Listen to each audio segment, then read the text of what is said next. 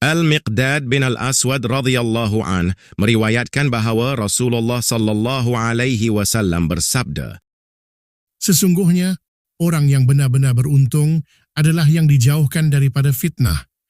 Sungguh, orang yang benar-benar beruntung adalah yang dijauhkan daripada fitnah.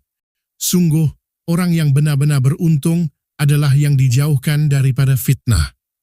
Dan bagi orang yang diuji, lalu dia bersabar, alangkah bagusnya.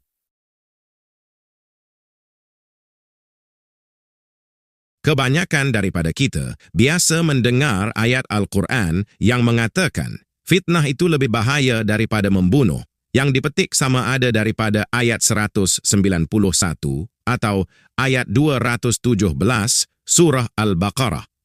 Namun, di negara kita, fitnah di sini biasanya difahami dalam bahasa Melayu yang maksudnya adalah tuduhan yang diada-adakan untuk memburukkan atau membencanakan seseorang. Amatlah penting untuk kita memahami bahawa bahasa Melayu adalah bahasa yang banyak meminjam perkataan daripada bahasa-bahasa lain dan perkataan-perkataan itu pula kebanyakannya berevolusi daripada maksud asalnya. Ini termasuklah fitnah yang dipinjam daripada bahasa Arab. Apabila kita berbicara tentang ayat-ayat Al-Quran maupun hadis, kita perlu memahaminya dalam konteks asalnya, yakni dalam bahasa Arab Al-Quran atau bahasa Arab klasik. Oleh itu, marilah sama-sama kita mempelajari maksud sebenar perkataan fitnah. Istilah al-fatn berasal daripada proses pelogaman yang digunakan untuk menulenkan logam berharga seperti emas dan perak, yang dikenali sebagai fire refining atau penulenan melalui peleburan. Kaedah ini melibatkan pemanasan logam pada suhu yang tinggi untuk mengoksidakan kekotoran, lalu memisahkannya daripada logam murni. Ia kemudian berevolusi membentuk pelbagai perkataan yang mengekalkan makna dasarnya, menyesuaikan diri dengan konteks yang berbeza sambil kekal berkaitan secara mendalam. Di dalam Al-Quran, akar trilateral fata nun muncul sebanyak 60 kali melalui 5 bentuk, yaitu fatana sebanyak 23 kali, futun sekali, fatin sekali, maftun sekali, dan fitnatun 34 kali. Daripada akar ini, antara makna yang terbit di dalam Al-Quran adalah seksaan, sebagaimana contohnya pada ayat 13 dan 14 surah Adz-Dzariyat. Hari itu adalah hari di mana mereka akan diseksa di atas api neraka. Rasakan seksaanmu ini. Inilah yang dahulunya engkau minta agar disegerakan. Di sini, makna seksaan pada perkataan fitnatun adalah yang paling hampir dengan maksud asalnya, pembakaran, seperti mana proses penulenan dengan menggunakan api. Dari situ, ia digunakan untuk menandakan apa-apa sahaja yang boleh membawa seksaan atau kemudaratan. Ini dapat dilihat pada ayat 101 surah An-Nisa. Dan apabila engkau berpergian di muka bumi, tidaklah berdosa untuk engkau mengkasarkan solat jika engkau takut diserang oleh orang-orang kafir.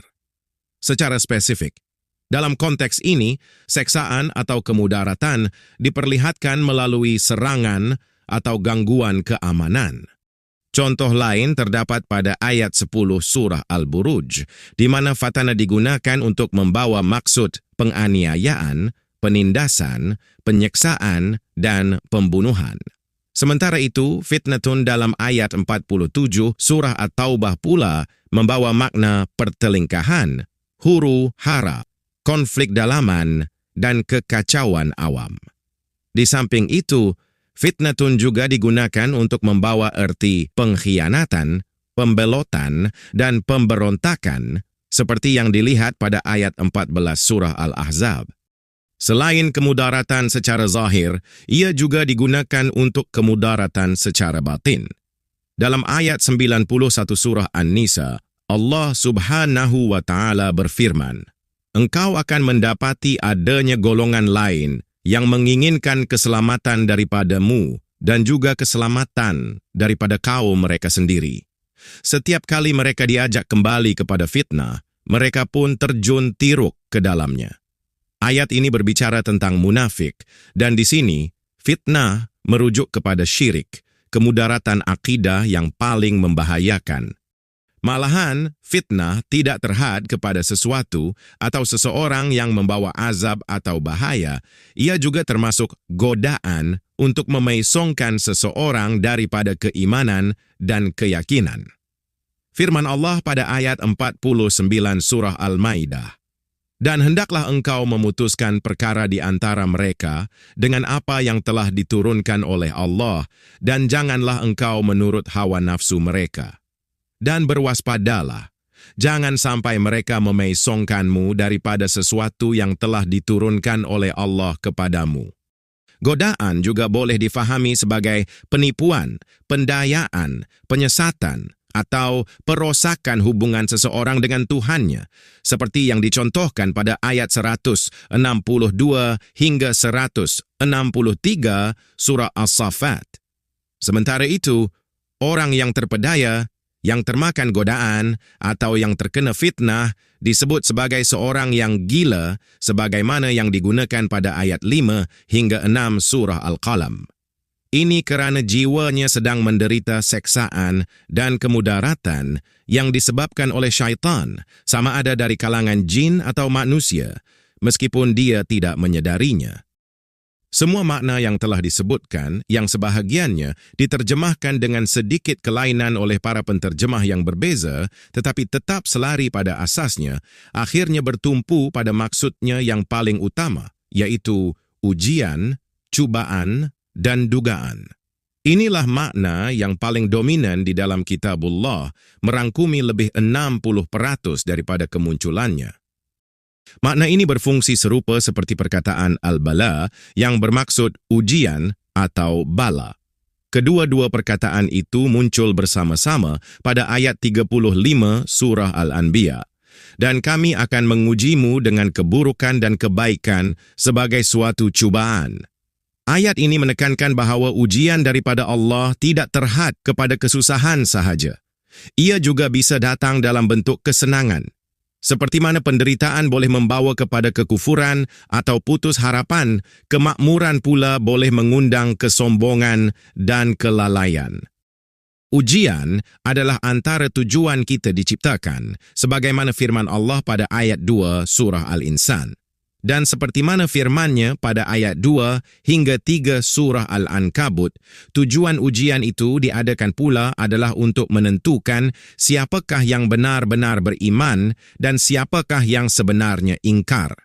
Selari dengan makna asal fitnah, ujian yang ditempuh itu akan mengoksidakan dosa-dosa sesuai sabda Rasulullah sallallahu alaihi wasallam dalam Sahih Al-Bukhari 5641. Malah, mereka yang lulus ujian itu akan diangkat darjatnya sehingga tulen bagaikan logam berharga yang diperhalusi, seperti sabda baginda dalam Sahih Muslim 2572, serta mendapat ganjaran syurga, sedangkan mereka yang gagal pula akan dibakar di dalam neraka. Di dalam leksikon klasik bahasa Arab Al-Quran yang terulung, Al-Mufradat fi Gharibil Quran, Ar-Raghib Al-Isfahani, rahimahullah, menerangkan bahawa apa-apa sahaja ujian yang datang daripada Allah sudah semestinya mengandungi hikmah. Walau bagaimanapun, apabila fitnah itu berasal daripada makhluknya, tanpa ada apa-apa perintah daripadanya, ia adalah sesuatu yang mesti dijauhi. Ini kerana ia berpotensi untuk meleburkan daya tahan keimanan seseorang sesuai firman-Nya. Fitnah itu lebih bahaya daripada membunuh. Setakat ini sahaja untuk bahagian pertama. Nantikan bahagian terakhir artikel ini tidak lama lagi. InsyaAllah.